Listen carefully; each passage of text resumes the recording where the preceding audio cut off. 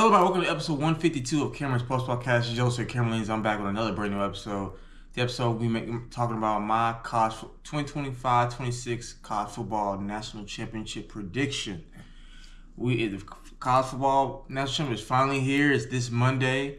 We got number 10 Miami at 13-2 going against 15-0, the number one team in the nation, the Indiana Hoosiers from the Big Ten.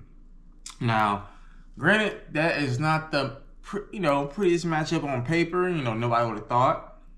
I for sure wouldn't. Of course, we would have thought it would be like an Ohio State versus Oregon, or Ohio State versus Clemson, something like that. But no, these are two best teams, and I got to give it to both teams. Mario Cristobal. I did not see Miami getting to the national championship. Like I said, granted, last couple years they've been solid, but there's questions, and their defense has been really that good. But this year their defense has been really, really amazingly good.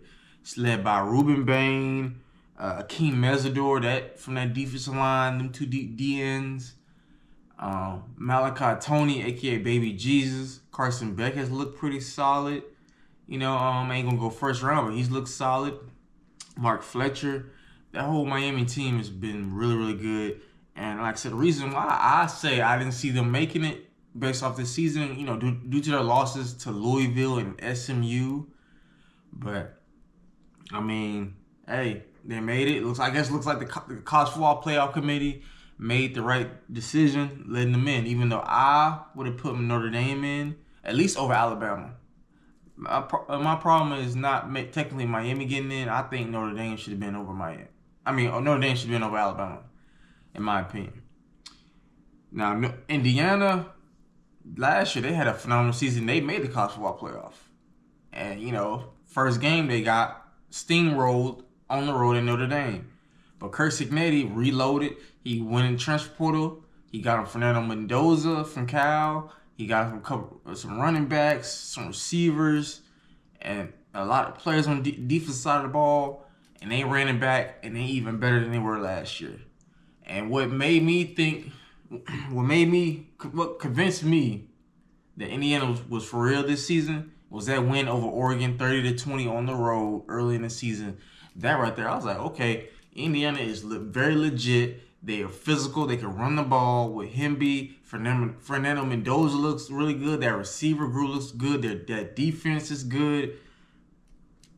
That right there really convinced me. And then to even to icing on the cake, they won the Big Ten championship against Ohio State, who's clearly the number one team all season long, and they beat them in the Big Ten championship. That right there, so yeah, Indiana can really, really win the national championship this year. So, yeah, just gotta give credit to both teams making it this far. It's been a long season. Technically, I know with the college football calendar, it should be over right now. I'll get into that at the end of the show, but let's get right into this matchup. So, number 10, Miami's path to the Natty. Like I said, again, they're 13-2. And how they get here? They started at 10-2, finished the regular season. In the first round, they played number 7 Texas A&M. They beat them 10-3, a very low-scoring game in round one. I ain't gonna lie, like I said, I picked Texas A&M, especially going on the road, the 12th man, that crowd playing in front of 100,000 plus people.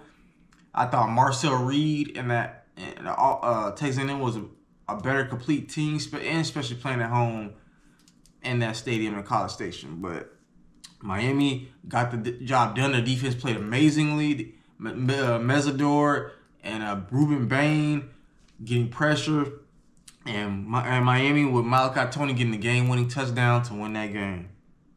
In the second round, they defeated the defending national champions, number 2 Ohio State Buckeyes, 24-14 in round 2. That right there probably the biggest upset in the college football playoff by far, because I thought Ohio State would be too much. Okay, Miami beat Texas in round 1, but Ohio State's going to be a little bit too much because Julian Sains, a Heisman Trophy candidate. You got Jeremiah Smith, who's going to be a first-round pick in 2027 NFL draft. Carnell Tate, who's going to be a first-round pick in this year's NFL draft. You got Reese off on the D line. He's gonna be a first round pick. You got other first round picks on that defense, like Caleb Downs, who's gonna be a first round pick in this year's draft. They just too much got more talent than Miami does. Even though, granted, Miami has talent on their team also. The recruiting class proves it. But I just think Ohio State, being the better team, have the better coach, Ryan Day, the better players slightly. I just thought, hey, they're gonna have the advantage, but nope. They dominated Ohio State, got pressure on Julian Sayin, got a pick 6 off of him in that game. So that that right there showed me that this defense is really legit, because granted, Texas A&M offense is not as good as Ohio State. So I was like, this run right here really convinced me that Miami defense is for real. Third, in the semifinal, they defeated the Ole Miss Rebels, number 6 in the nation, 31-27 in round 3. It was a really, really good game. At this point, I did pick Miami because I learned my lesson from their first 2 games in the playoff. I was like, that defense is legit. Granted, Ole Miss has been on a Cinderella run even without Lane Kiffin. And, with Pete Golding as their head coach, he did a phenomenal job. Trinidad Chambers playing arguably like the best quarterback in college football. But, I just feel like that Miami defense was going to do enough to help them win that game. And they did. For most of that game, they did get pressure on Trinidad. But their offense, Miami's offense, was the one that saved them in this game. Carson Beck leading a game-winning drive with seconds left in the game, taking it in himself and scoring the game-winning touchdown to win the game for the Hurricanes and sending them to the national championship in Miami, Florida. So that's Miami's path. Let's talk Indiana's path. Indiana is the number 1 team in the nation. They've been number 1 since they defeated Ohio State in the Big Ten championship game. They're 15-0. First round, they had a bye week. So Indiana was one of the top 4 teams in the college football playoff. So usually, like I said, it's a 12-team playoff right now. And the top 4, the highest 4 ranked teams / conference champions get a first round bye in the playoff. So Indiana didn't have to play in the first round. They played in the second round in the quarterfinal. They played the number 9 Alabama Crimson Tide. They defeated them 38-3 in the Rose Bowl. Big blowout. Like I said, I picked Indiana to win that game, but I didn't think it'd be a blowout. I thought Alabama, might be able to keep it close because they looked pretty solid against Oklahoma, trailing down 17-0. Granted, Oklahoma's offense has not been good all year, but their defense is legit. I just thought, okay, maybe Alabama's gonna, give a fight. They look better. Ty Simpson look like he's playing better football, even though granted they still can't run the ball, but they got good receivers, good weapons like Ryan Williams, Jeremy Bernard. So, and their defense is, somewhat solid. So they might be able to, put up a fight. But Indiana from the jump dominated this game. Fernando Mendoza looked amazingly. D'Angelo Pons in Hoosiers defense played outstanding. And there was no shot at all for Alabama to win this game. At all. Round 3 in the semifinal, they played the number 5, the Oregon Ducks. In the Peach Bowl, Chick-fil-A Peach Bowl. This is a rematch from the regular season. I picked Indiana because I just thought, especially the first time they played them and won in Oregon in Austin Stadium, that Indiana was just too physical for Oregon. I thought, yes, granted, it would be close, but apparently I was wrong again. 56-22. This game was a blowout by halftime, and I'm not going to lie, I didn't really watch that much of it. A little bit in the second half while I was at work. It was just a blowout, and Indiana's clearly the better team. Really, the first play of the game, it was a pick 6 by D'Angelo Pons. He has been one of the best defensive backs in college football this season. A pick 6 in the first play of the game. And like I said, granted, he's not the biggest corner. He's 5'9", but he is a reason why he's All-American. One of the best corners in the nation, and he's been balling out a lot. So, but those are both Miami and Indiana's path to the national championship. Let's talk key players and keys to victory, starting with Miami. One of their key players, Mark Fletcher, running back. He has 1,080 yards in the season and 10 touchdowns. Mark Fletcher has been looking amazing. He's been running the football really, really good in the playoffs. Like Like I said, he's definitely one of their key players in this game. Next up, the freshman wide receiver Malachi Tony setting freshman records in the ACC and for Miami with 1,089 yards, almost 100 catches, and 9 touchdowns. He's been their number one receiver the whole season, pretty much. He is a legit player. I don't see how he was a 3-star. That shows you stars are a little bit kind of overrated because I think the way he played, he should have been a 5-star.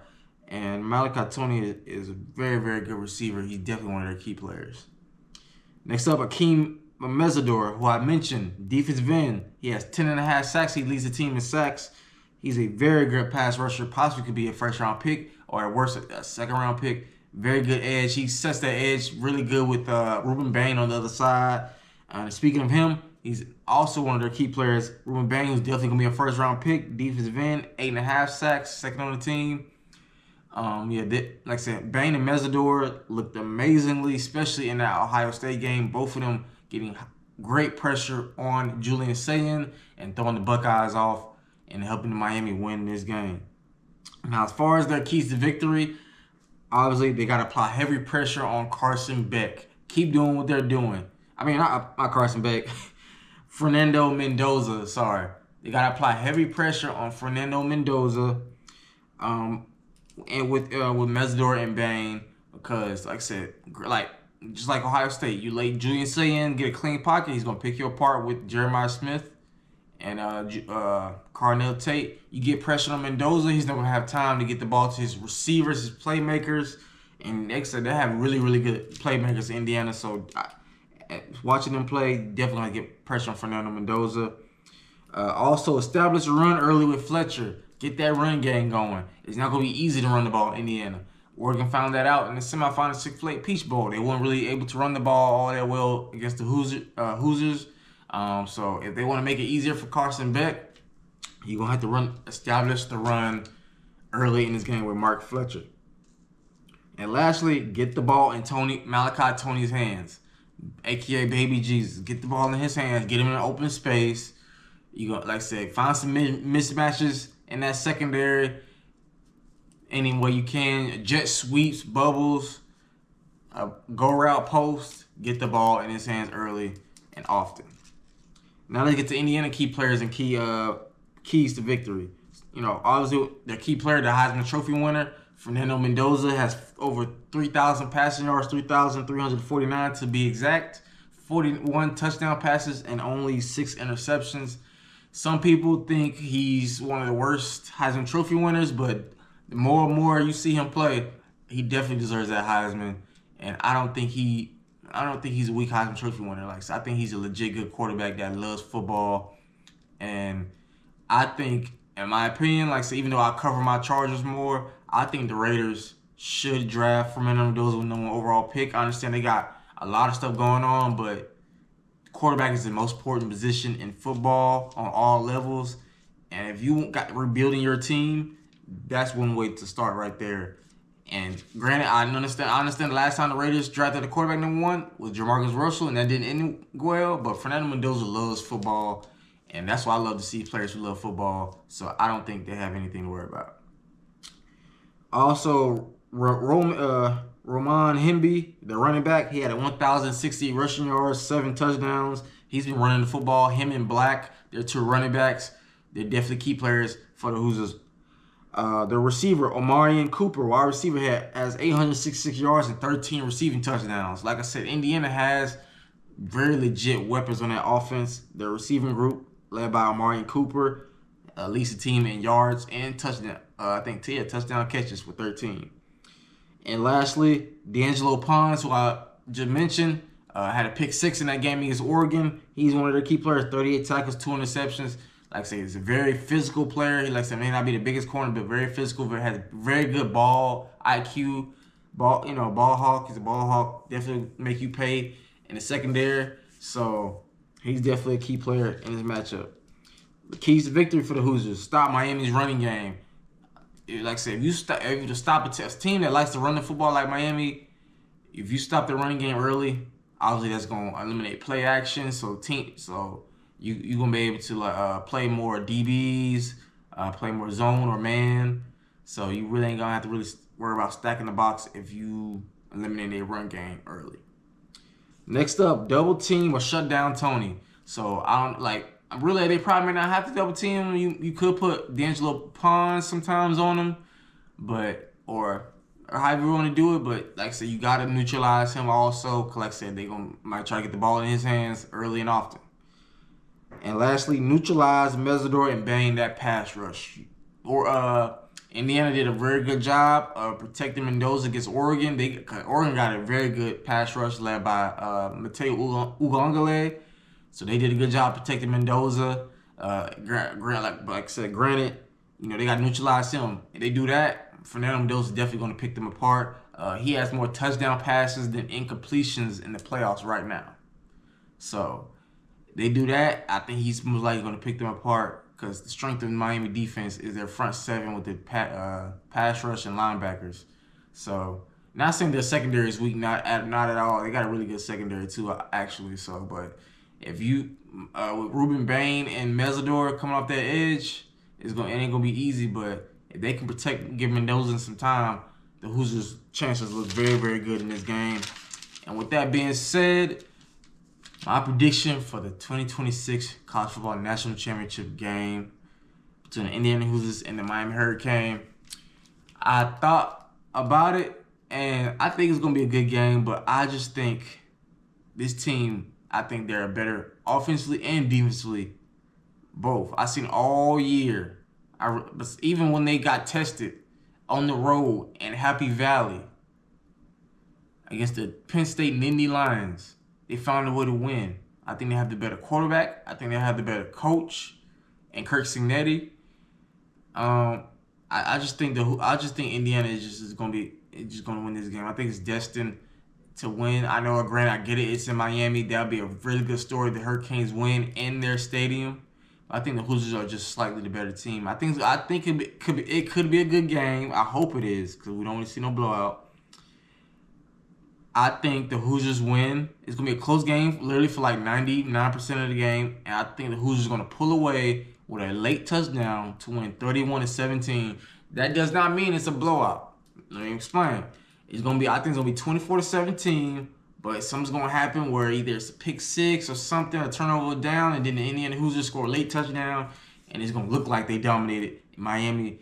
But I think the Hoosiers will win in a close one, 31-17 by late 2 touchdowns. It'll be a close game. I got Indiana over Miami. But yeah, like I said, I think it's gonna be an interesting national championship. Definitely gonna tune in much as I can to this game. Definitely look forward to it. But I'll say this: it's been an interesting season. As far as that, me, I'm a West Virginia fan. We suck, but hey, we gonna come back eventually, slowly but surely. But I gotta get it to Indiana. The past, since Kirk Cignetti's been hired, he is definitely already one of the best. He's already a top 5 coach for sure. If he wins the national championship this year, I think he's automatically a top 3 coach. You can argue him, Kirby. I'm trying to think. Him, Kirby, Ryan Day. Right there, them 3, I think, would be the best right now. Kirk Cignetti, Kirby, and like I said, Ryan Day. So, but Indiana, I think they're gonna be competitive again good next year. They already got a transfer quarterback from TCU. They're hitting the transfer portal very hard, already getting very good players. So they're reloading for next year. So I definitely expect Indiana to be in the college football playoff contention next year for sure. I don't know about winning it. We'll have to see. But they definitely gonna be in it next year. But this year, they definitely win the national championship. Miami, if they lose, it shouldn't be hanging nothing over their head because they have had an amazing season. It looks like they're trying to reload. Dorian Minson from Duke hit the portal, so if they can get him and reload at quarterback again, they gonna be in contention next year. Malachi Tony's gonna be even better. So now, granted, they're gonna lose Bain and Mesidor, so they're gonna have to figure that out on the defensive end. So that's gonna be interesting. But yeah. Like I said, the transfer portal is changing college football for the better. In my opinion, I don't think it's all that bad. The only thing is, I feel like I said, with the college football calendar, it should be after the national championship. It's like the Super Bowl, the NFL. If, let's say, free agency and the draft were during the NFL playoffs, like, come on, that wouldn't make any sense. Do it to where the college football playoff and national championship end at a certain time, a little bit early, like I said, because we're in January now. In my opinion, it should. I think we're halfway, more than halfway done in January. The national championship bare minimum should be ended maybe late December, early January. Like January 1st should be the absolute, or December 30th, 31st. December 30th, 31st, the national championship should be played and ended. Like by then, everybody's on Christmas break. Like for work, like my job shut down or school, we can all watch the national championship. It can be done right then and there. And then January 1st, the portal opens, off season, players can enter, take visits. Players from teams that was just on the playoffs or the national championship can decide like, okay, next year I think I'm gonna move on for better, blah blah blah blah blah. I think that'd be perfect. Like so I've seen people like Joel Klatt. And, talk about the college football calendar. Nick Saban has even talked about, the greatest college football coach of all time has talked about how the college football calendar needs to change. It does. I believe that it should be after the season. I think the college football national championship should be played by at least December 30th, 31st, like New Year's Eve, New Year's Day, New Year's Eve, around there. And January 1st, the portal should open and should close maybe January 15th, something like that. Give the players about 14 days. I think that's how long the portal is open, 14, 20 days. So January 1st to the 15th or the 18th, something like that. Give players time, take visits, go on the portal, boom. That way coaches have their roster, because it's one-time portal open window. It's not two. So you know your roster. After the season is officially over, you start training, post-workouts, getting ready for spring ball eventually, and get going. And also what I want to say is I'm hearing that the SEC and the Big Ten want to expand the college football playoff to either, I think it was 16 teams, and the SEC wants to do 16, the Big Ten wants to do 24. Now, this is getting ridiculous. I was fine with 12. I think 12 is perfect. And, because without 12, we wouldn't have this matchup with Miami. Miami has been looking good. People talking about 4 teams, like, no, it's fine. 12 teams is fine. I think that gives, 12 teams is fine. Now, the absolute most, maybe 14, 16. That's absolute most. And then I would change, like I said, let teams play at their home field, at least until, I think, either one or two things. Either the whole playoffs should just be played at the stadium, or at least all the way to the semifinal round, and then those could be bowl game, New Year's Six bowl games, and let other teams play New Year's Six bowl games that's not in the playoff. Something like that, but I don't think 24. It don't need to be like the FCS playoffs, which I have no problem with the way they do it, but 12 teams is enough, just my opinion. But we'll see. It's been reported that the college football playoff, the Big Ten, the SEC, or in the college football playoff, NCAA trying to have a meeting, talk about it to potentially expand it to 16 teams for the 2026 season. And then I think they said 2 years from that, 2028, 9, that they will want it to. The Big Ten will want to expand it to 24. But right now they're not agreeing to that. They're butting heads over that. So we'll see. I just don't think so. But like I said, I think the national championship should be played by December 30th, 31st. Portal opens January 1st to at least the 15th, the 18th. Just change college football for the better. I think that would make a lot more sense. And as college football fans, as the media, we want to see that to make college football better, and just make it better. You know what I'm saying? So, but like I said, that's my pick for the national championship. Number 10, Miami against number 1, Indiana. I got the Hoosiers 31-17 in a close one, but with Indiana scoring a late touchdown. I just think, like I said, this team is very complete, more than Miami. I just think, like, with Mendoza, that receiver group, Like I said, Miami, they got some solid receivers, you know, mostly Malachi Tony, but Indiana has a lot of great playmakers, and Kirk Cignetti is a really, really, really good coach. And the time he's done, before he got to Indiana, the Hoosiers had the all-time losing record in all of FBS. They was the most losing program in all of FBS history until he got there and started winning. It's the reason why he said, when a reporter asked him about, you know, why should players come to him, he said, Google him. He's a winner. He wins. And he did that at James Madison, and now he's doing that at Indiana. And it's the reason why he didn't take that Michigan job, the Penn State job, because he got to find an Indiana. He's already reloading, so why leave? You know? But yeah, that's my pick. Let me know in the comments who you have winning national championship, Miami, Indiana. Who you got? What's your score prediction? Also, like I said, make sure to follow me on all social medias regarding Cameron Sports Podcast. And that also includes now TikTok. You know, I got my TikTok page. I'm gonna start eventually posting on there, and you know, just branching out this brand, this show. 2026 got, you know, slowly but surely working on some stuff that I'm gonna get done, and like I said, got a surprise for y'all. Something I want y'all to listen to regarding the show that, you know, is gonna be, you know, eventually, you know, start editing, and you're gonna hear it on the show eventually. I don't know when that's gonna be, but I'm gonna promise you I'm gonna have it this year. So, but I always appreciate y'all tuning in for another show. You know, listen to your favorite sports host talk, some sports, football, basketball, wrestling, any of that. And yeah, like I said, I'll catch y'all next time to another episode. I hope y'all enjoy the game. Hope y'all having a great 2026 so far. It's gonna be a great year for all of us, not just me, not just you, everybody. So I'll catch y'all next time. Take care.